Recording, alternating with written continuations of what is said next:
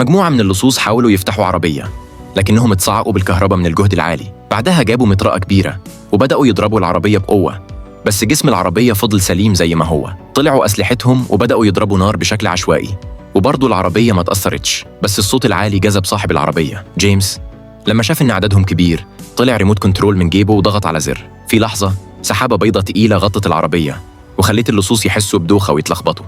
في الوقت ده جيمس نزل الإزاز وقفز بسرعة جوه العربية وداس بنزين وطلع يجري لقدام، بس ما خدش باله إن تحت كانت في فخ متجهز له. أول ما لاحظ، أطلق صاروخ من نظام العربية اللي اسمه أوتو باتشابل، ومع كده اللصوص فضلوا يطاردوه من غير توقف. فتح شنطة العربية ورمى شريط مليان مسامير على الطريق. العربيات اللي كانت وراه فرجعت الكاوتش وما قدروش يتحكموا فيها، ولسه هيحتفل اللصوص وجهوا عليه قاذف صواريخ. الصاروخ عدى من الإزاز وخبط في عربية زميله، ولما جيمس كان على وشك يهرب، واحد من اللصوص رفع سلك حديدي وسد الطريق قدامه. بس جيمس ما خافش خالص.